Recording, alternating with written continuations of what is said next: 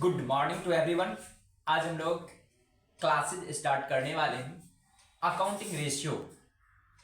Accounting ratio जो most important topic है, ये 12th वाले जो स्टूडेंट हैं उनके लिए और जो भी अन्य कंपटीशन का जो प्रिपरेशन कर रहे हैं उनके लिए ये इम्पोर्टेंट टॉपिक है। तो आज हम लोग चलते हैं स्टार्टिंग से कि रेशियो एनालिसिस है क्या, उस पर डिस्कस करते हैं, इसका टाइप्स पे। तो देखिए, जनरली अकाउंटिंग रेशियो जो होती है, रेशियो जो होती है इसको 4 भागों में बांटा गया है। रेशियो को 4 भागों में बांटा गया है। इस पे हम लोग डिस्कस करते हैं कौन कौन सा है इसका टाइप्स। तो पहला है लिक्विडिटी रेशियो, ठीक है। लिक्विडिटी रेशियो क्या समझे?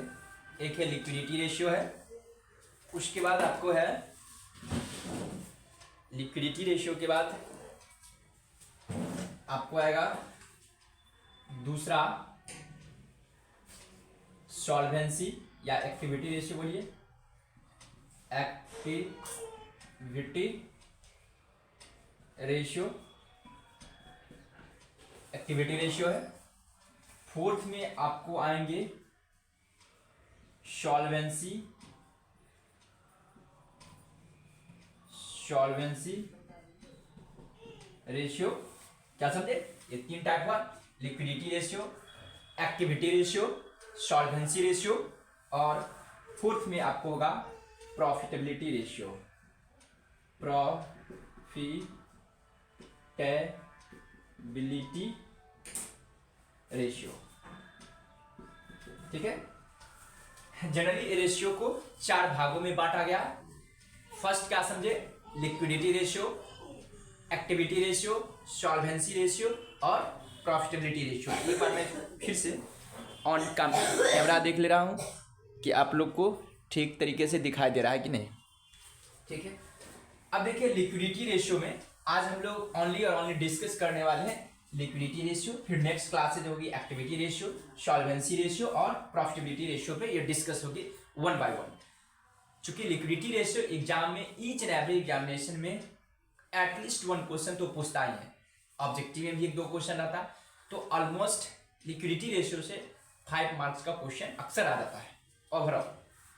तो देखेंगे लिक्विडिटी रेशियो में आपको आता है, इसमें जो है सिर्फ 2 प्रकार का रेशियो है, ठीक है। एक है करेंट रेशियो,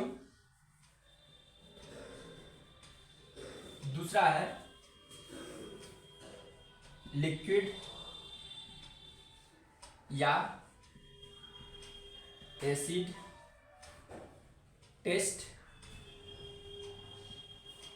क्या समझे? लिक्विड या एसिड टेस्ट रेशियो, ठीक है। इस तरह से है, क्या समझे? लिक्विड रेशियो को फिर 2 भागों में बांटा गया है, एक करेंट रेशियो है, एक लिक्विड या एसिड टेस्ट रेशियो है, ठीक है। मैं एक बार और थोड़ा एक टॉपिक देख रहा हूं कि इसमें और क्या क्या स्टडीज करनी है, उस पर हम लोग डिस्कस कर देंगे, ठीक है। और इसी को क्विक रेशियो के भी नाम से हम लोग जानते हैं। तो आगे मैं पुनः फिर चर्चा करूंगा, डिस्कस करूंगा, ठीक है। इसी को क्विक रेशियो भी बोला जाता है, क्या समझे? इसी को हम लोग और बोलेंगे क्विक रेशियो, ठीक है। आज हम लोग सिर्फ और सिर्फ इसी पे डिस्कस करने वाले हैं। अब समझते हैं करेंट रेशियो का फॉर्मूला क्या होता है। तो करेंट रेशियो का फॉर्मूला होता है करेंट एसेट्स रेशियो। क्या समझे? सीए का मतलब current asset ratio is equal to होती है सीए मतलब current assets upon current liability. और लिक्विड रेशियो यानी कि लिक्विड एसेट्स रेशियो, इसका फॉर्मूला होगा आपको लिक्विड एसेट्स, ठीक है, और अपॉन करेंट लायबिलिटीज। बातें समझ में आ रही है? थोड़ा मैं एक पुनः ऑन कैमरा देख ले रहा हूँ, क्या आप लोग को दिखाई दे रहा है? हाँ दिखाई दे रहा है, ठीक है। क्या समझे? Current assets ratio is equal to होगा current assets upon current liabilities, liquid assets ratio is equal to होगा liquid assets upon current liabilities, ठीक है। अब अपने लोग को समझना क्या है कि कौन कौन सा ऐसा एसेट्स है जो करेंट एसेट्स होता है, ठीक है। हमेशा याद रखेंगे एसेट्स को दो कैटेगरी में बांटा गया, एक करेंट एसेट्स, एक होती है non current assets. Current assets वैसा एसेट्स को बोला जाता है जो with in one accounting year के अकॉर्डिंग उसको रिसीट करनी होती है और जिसको हम लोग इजी वे से कैश में कन्वर्ट कर सकते हैं विदाउट लॉस, बिना लॉस के जिसको कैश के रूप में कन्वर्ट कर सकते हैं, उसको हम लोग बोलते हैं करेंट एसेट्स, ठीक है। तो यहां पर देखेंगे करेंट एसेट्स और करेंट लायबिलिटीज का हम एक ये बनाते हैं, दो पार्ट में बांट रहा हूं इसको अपने लोग को। इसमें हम लोग को ये देखनी है कि कौन सा करेंट एसेट्स है, करेंट लायबिलिटी। तो यहां पे मैं लिखता हूं करेंट एसेट्स का लिस्ट, करेंट एसेट्स, और यहां मैं लिखूंगा करेंट लायबिलिटीज, करेंट लायबिलिटी। एकदम इजी वे से समझनी है। तो देखेंगे करेंट एसेट्स के अकॉर्डिंग अपने लोग को आएगा कैश या बैंक बैलेंस आएगा, कैश इन हैंड आएगा, बैंक कैश एट बैंक आएगा जिसको बैंक बैलेंस के नाम से भी जानते हैं हम लोग। उसके बाद आपको आएगा स्टॉक, इसी को इन्वेंट्री भी बोलेंगे, स्टॉक हो सकती है, डेटर होगा, ठीक है। उसके बाद बिल्स रिसीवेबल होगा, बीआर का मतलब बिल्स रिसीवेबल होगा। उसके बाद आपको होंगे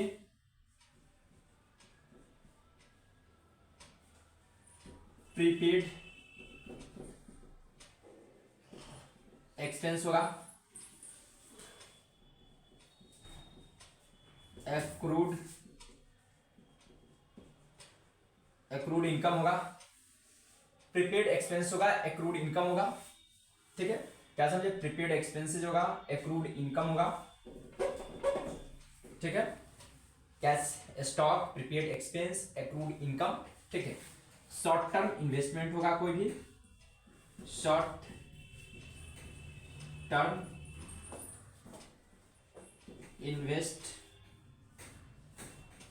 इन्वेस्टमेंट होगा, कोई भी करेंट एसेट्स हो सकती है, कोई भी करेंट एसेट्स होगा, यदि क्वेश्चन में लिखा होगा तो, ठीक है।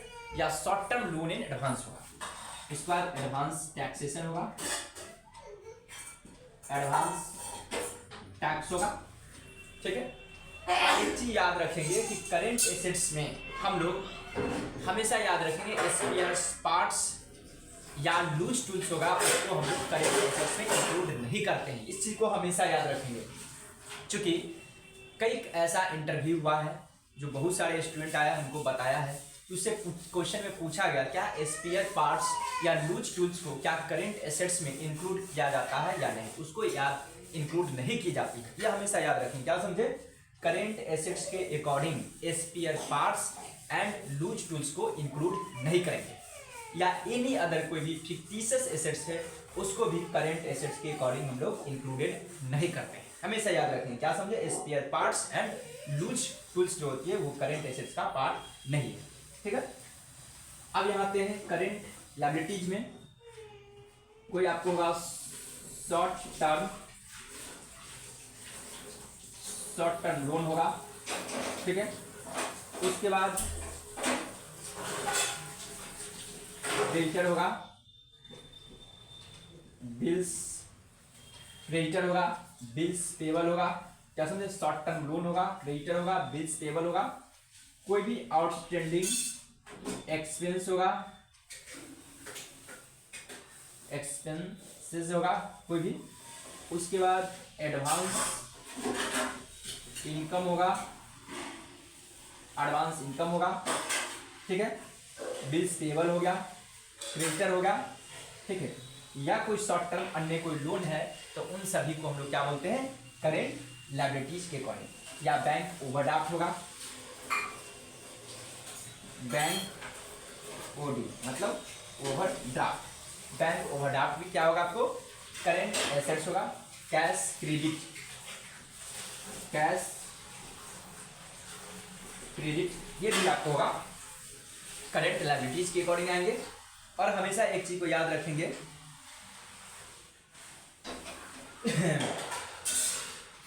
एक चीज और याद रखेंगे, अब लिक्विड एसेट्स की बात करेगा या एसिड एसेट्स, तो लिक्विड एसेट्स में हमेशा याद रखेंगे जितने भी करेंट एसेट्स होता है सभी को इंक्लूडेड की जाती है, बट ओनली स्टॉक और प्रीपेड को छोड़ करके जितने भी करेंट एसेट्स होता है सभी को हम लोग क्या बोलते हैं, लिक्विड एसेट्स। क्या समझे, जितने भी करेंट एसेट्स होती है उन सभी को लिक्विड एसेट्स बोलते हैं, बट स्टॉक और प्रीपेड को छोड़ करके। इस चीज को हमेशा याद रखें, किसको, स्टॉक, स्टॉक ठीक है, और कोई भी प्रीपेड एक्सपेंस है इनको यदि हम लोग ठीक है अगर करेंट एसेट्स में से माइनस कर देंगे तो वो आपको कहलाता है इक्वल टू हो जाएगा लिक्विड एसेट्स कहलाएगा। इस चीज को हमेशा याद रखेंगे, ठीक है।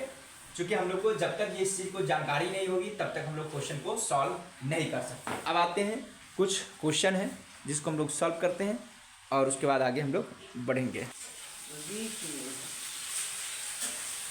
तो आप देखिए मैंने जो क्वेश्चन यहाँ पे नोट करवाया हूँ, ठीक है। अब हम लोग इसको सॉल्व करते हैं कि कितना होगा करेंट एसेट्स और करेंट रेशियो और लिक्विड रेशियो हम लोग कंप्लीट करना है।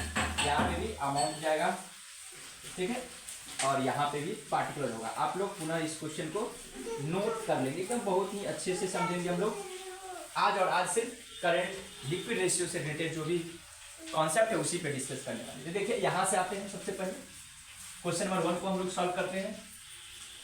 1 नंबर को सॉल्यूशन करेंगे हम लोग। तो देखिए सबसे पहले हम लोग को क्या होता है formula, current ratio is equal to होता है current assets upon current liabilities. इसका मतलब अपने लोग को क्या चाहिए, करेंट एसेट्स चाहिए, ठीक है। तो करेंट एसेट्स सीए बोले, current assets is equal to देखिए यहाँ पे इन्वेंट्री होगा 50,000, इन्वेंट्री होंगे 50,000 प्लस डेटर होगा 40,000, ये भी करेंट एसेट्स है, प्लस बिल्स रिसीवेबल 10,000, ये भी करेंट एसेट्स है, प्लस एडवांस टैक्स ये भी आपको करेंट एसेट्स है, ठीक है, प्लस उधर लिखा हुआ कैश इन हैंड, ये भी आपको करेंट एसेट्स है, कैश इन हैंड आपको 30,000 है, ठीक है। क्रेडिटर करेंट लायबिलिटी है, बिल्स पेबल करेंट है, और बैंक ओवरड्राफ्ट भी करेंट लायबिलिटी है। इसका मतलब उसको हम लोग ऐड नहीं करेंगे। तो current assets is equal to 50, 50, 90, 1 lakh, 1,40,000, 1,70,000, 1,70,000 अपने लोग को क्या आया, करेंट एसेट्स। अब चाहिए current liability is equal to क्या होगा, जो आपको क्रेडिटर है 60,000 प्लस 40,000 बिल्स पेबल है, प्लस बैंक ओडी है आपको 4,000। यहाँ पर सॉरी एडवांस टैक्स सिर्फ और सिर्फ 4,000 था, यहाँ पर मिस्टेक हो गया। एडवांस टैक्स यहाँ पे आपको 4,000 था, इसको मैं एक जीरो कैंसिल कर दे रहा हूँ। 1,70,000 है, अब 50, 90, 1 लाख, 1,34,000, 134 होगा, ठीक है। आप लोग भी यहाँ पे थोड़ा देख लेंगे क्योंकि ये 4,000 था, मैंने 40,000 लिखवा दिया, ठीक है। अब यहाँ कितना होगा 1,04,000। करेंट लायबिलिटी इक्वल टू होगा 1,04,000। आई होप कि आप लोग को समझ में आ रही होगी। यहाँ तक मैंने कैलकुलेट कर लिया करेंट एसेट्स और करेंट लायबिलिटीज। बात नहीं करो, बोलो नहीं, ठीक है। आई होप आप लोग समझ गए होंगे। आप फार्मूला को पुट करते हैं, current ratio, current assets ratio बोलिए या करेंट रेशियो बोलिए, equal to current assets upon current liabilities, ठीक है। करेंट एसेट्स अपने लोग को कितना आया था 1,34,000 अपॉन 1,04,000। इसको कटिंग कीजिए, थोड़ा मैं कैलकुलेटर से कैलकुलेट कर दे रहा हूँ ताकि किसी प्रकार का दिक्कत नहीं होगा। ये कटिंग होगा तो 1 पॉइंट यह आएगा आपको 1.8 29:1 होगा। ठीक है, ये आपको आंसर निकल के आ गया पहला का। ठीक है, यदि इसी में लिक्विड एसेट्स रेशियो निकालना होगा तो सबसे पहले लिक्विड एसेट्स का कंप्यूटेशन करना पड़ेगा। एक आंसर क्या आ गया, तो देखिए liquid assets ratio is equal to होता है liquid assets upon current liabilities. ठीक है, तो लिक्विड एसेट्स में मैंने क्या बताया था कि जितने भी करेंट एसेट्स होता है उन सभी को लिक्विड एसेट्स बोला जाता है, बट प्रीपेड एक्सपेंस और स्टॉक को छोड़ करके। तो यहाँ पर देखेंगे प्रीपेड एक्सपेंस तो है नहीं, सिर्फ और सिर्फ इन्वेंट्रीज है। तो करेंट एसेट्स अपने लोगों को कितना है 1,34,000 माइनस 50,000। ठीक है, और अपन कितना होगा 1,04,000 इज इक्वल टू 1,34,000 में से 50 जाएगा तो कितना बचेगा ये 84,000 अपॉन 104 इतना। इसको कटिंग होगा तो 84 कटिंग होगा तो 84 अपॉन 100 इतना 0 पॉइंट समथिंग होगा। मैं एक बार कैलकुलेट कर दे रहा हूँ कैलकुलेटर से, तो मैं कैलकुलेट करके बता रहा हूँ, ऐसे आप लोग भी मैसेज करेंगे कितना होगा कैलकुलेशन के बाद। तो मैं अपने स्तर से कैलकुलेशन करके आप लोग को बता रहा हूँ। ये हो जाएगा 84 अपॉन 104 84 अपॉन 104 इक्वल टू 0.807, यानी कि 0.807 है ना, इसको 1 मानता हूँ। ठीक ना, इज टू 1। ठीक है, या आई होप कि आप लोग को समझ में आ रहा होगा। इसका आंसर ये होगा। अब मैं दूसरे क्वेश्चन को मैं सॉल्व करूंगा।